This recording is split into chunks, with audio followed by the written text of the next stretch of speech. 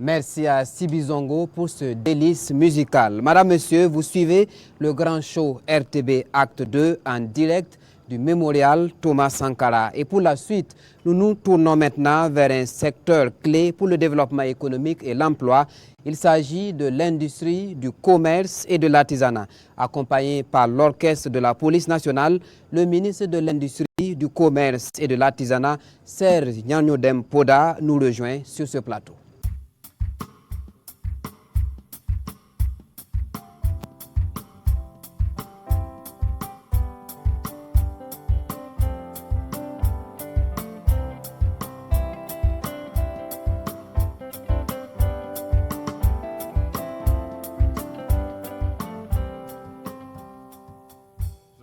Monsieur le ministre. Bonsoir, Monsieur le ministre. Bonsoir, madame. Ravi de vous avoir à nos côtés ce soir. Monsieur le ministre, avant de vous entendre sur les priorités et perspectives de votre ministère, revenons en image sur les principales réalisations de l'année 2025. Le département de l'industrie, du commerce et de l'artisanat comptabilise plusieurs acquis en 2025. Dans le domaine de l'industrialisation, plusieurs industries ont été ouvertes dans les régions du Kadiogo, des Koulsé et du Guirico. Parmi ces unités industrielles, la SN Brafaso, Burkina Kajou, AgroServe SA et l'usine Fassi. Dans le secteur du commerce, plusieurs actions ont été également menées contre la fraude et la vie chère. Sur le plan de l'artisanat, on note par exemple l'inauguration du Centre national d'appui de transformation artisanale de coton et la tenue de la 5e édition à Tenkodgo du Salon régional de l'artisanat Sahara 2025. Oumou Sissé. Désormais considérée comme une composante essentielle de la souveraineté et du développement économique du Burkina Faso, l'industrialisation connaît un bond substantiel en 2025. En harmonie avec sa vision de transformer les productions locales pour impulser le développement industriel, le chef de l'État lance les activités de plusieurs usines. Le 25 novembre 2025, le capitaine Ibrahim Traoré inaugure la SN Brafaso, société nouvelle brasserie du Faso entièrement reconstruite et équipée. La SN Brafaso produit à ce jour 2 produits phares que sont Brafort et Brafaso. Pour amener le secteur privé à investir, le département de Serge Poda met en place des mécanismes pour encourager l'investissement privé. Le 20 décembre dernier, le chef de l'État inaugure Burkina Kajou dans la cité de Sia. Il s'agit d'une unité industrielle privée d'un coût d'investissement de 9,5 milliards de francs CFA. Spécialisée dans la transformation de l'anacard, elle est soutenue par l'État burkinabé à travers une participation au capital social à hauteur de 25%. Dans la même journée, le capitaine Ibrahim Traoré est aux côtés du promoteur du complexe agro-industriel AgroServe Industrie SA. Spécialisé dans la transformation des céréales et des protéines végétales, le complexe dispose d'une capacité de transformation primaire de 160 tonnes de maïs par jour. Une unité industrielle pour la transformation de céréales, la ville de Kaya dans les Koulsé en dispose également. Avec un investissement global de plus d'1 milliard de francs CFA, elle est spécialisée dans la production, la transformation et la commercialisation de la farine. Autre unité spécialisée dans l'agroalimentaire qui a ouvert ses portes en 2025, c'est le moulin Double Star. Spécialisée dans la production de farine de blé, la minoterie située à Gampela dans la commune de Saba, région du Kadiogo, emploie directement 300 personnes et a une capacité de production de 220 à 300 tonnes de farine par jour. Au titre des actions pour le développement économique endogène, c'est aussi l'inauguration le 6 mars 2025 dans la commune de Pabré du complexe industriel national de détergents Fassi. Fassi met sur le marché des détergents en poudre, du savon liquide et solide.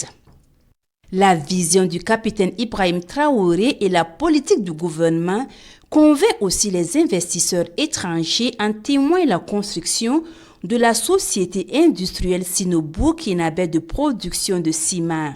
Inaugurée le 20 mars 2025 à Laongo dans la région de Oubri, L'unité a une capacité de production de 2000 tonnes par jour, avec pour finalité la baisse drastique du prix du ciment au Burkina Faso. 2025, c'est aussi la nationalisation de la Société Nouvelle Huilerie et Savonnerie SNCTEC. Une nationalisation pour redonner un rôle plus fort à l'État dans les secteurs stratégiques de l'économie. Autre unité où l'État prend le contrôle total, c'est la SN Sosico.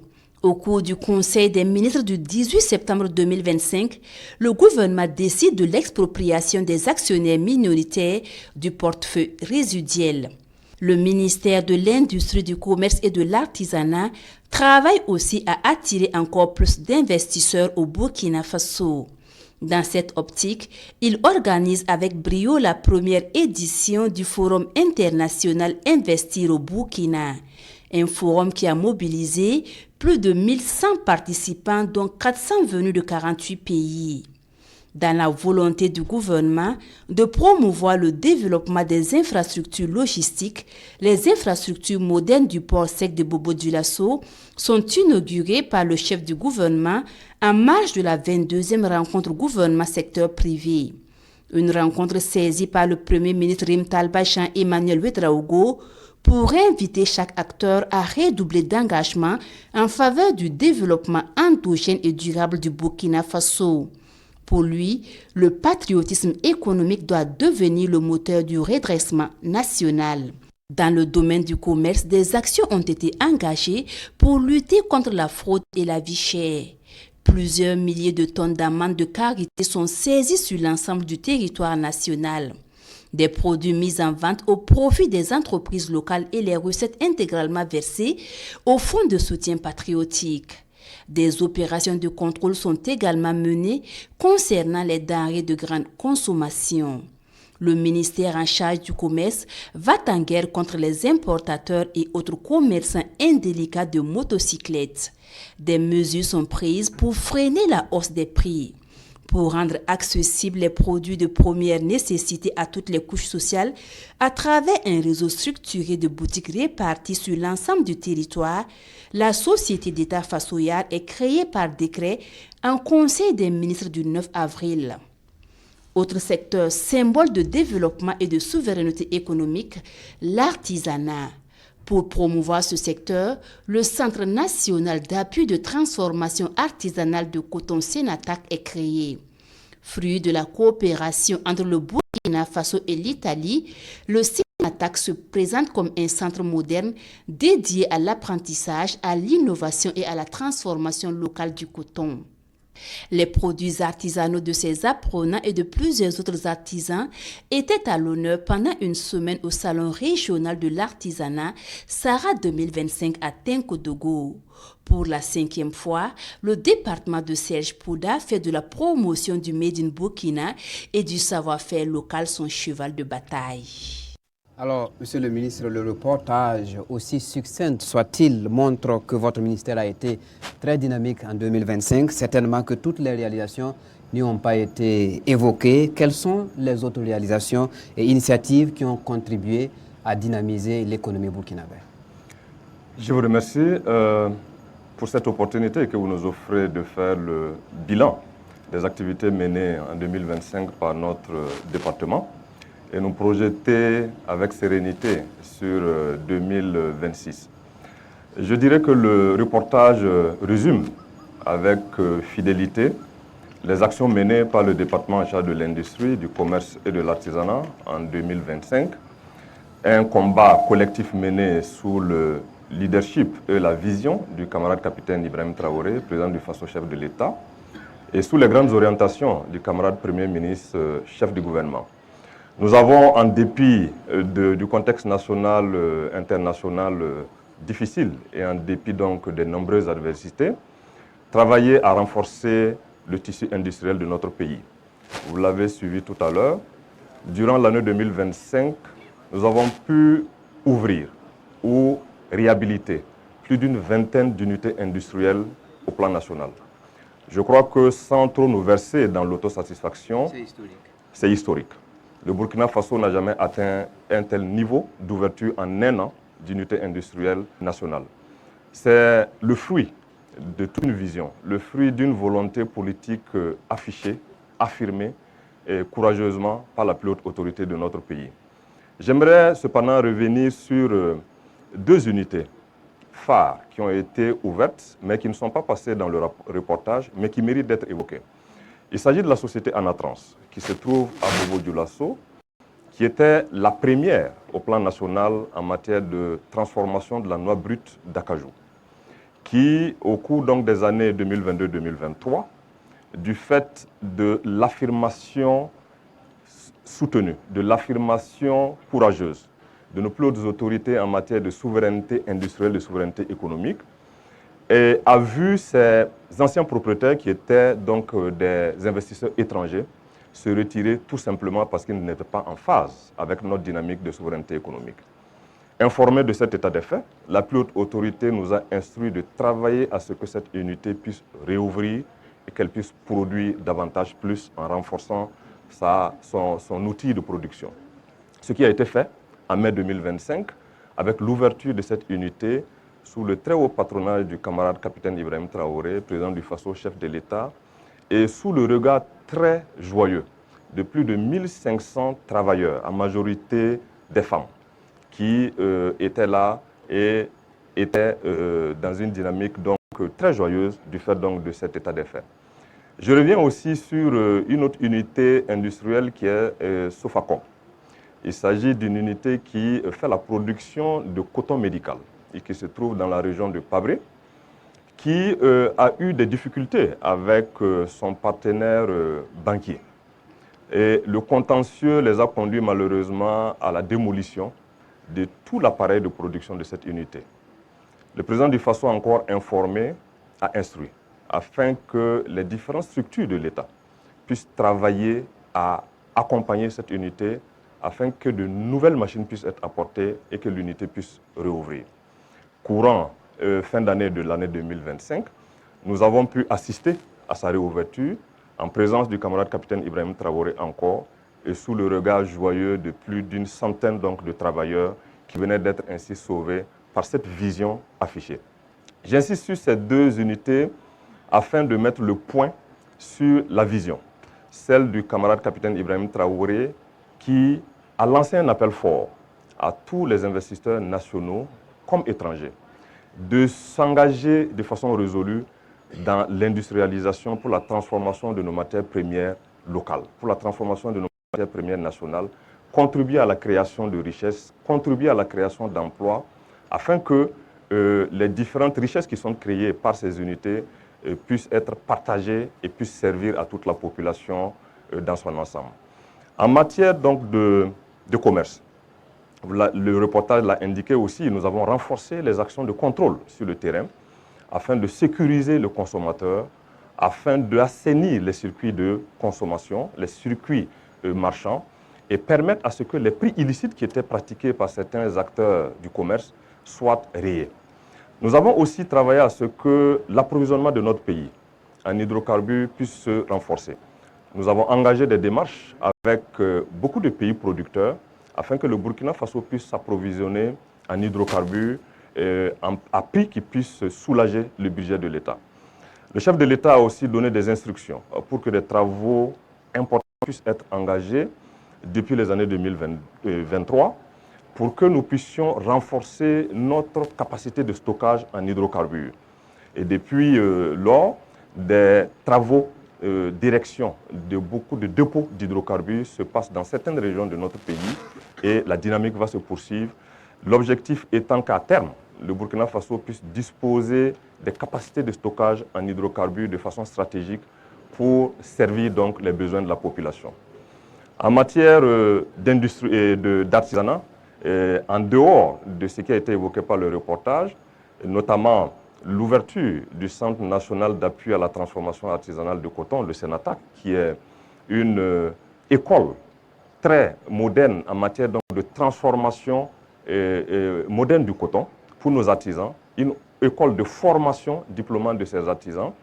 Nous avons aussi, en dehors du SARA qui a été organisé à Tankodogo, travaillé à ce que nos artisans qui sont de grands créateurs puissent participer à beaucoup donc, de manifestations dans la sous-région pour exposer leur savoir-faire, leur génie artisanal donc, et valoriser nos produits nationaux. Nous avons travaillé aussi à offrir des kits de production à beaucoup d'artisans au plan national afin qu'ils puissent s'autonomiser et créer de petites unités qui puissent participer à la production à travers donc, ce secteur important de production de richesse qu'est l'artisanat.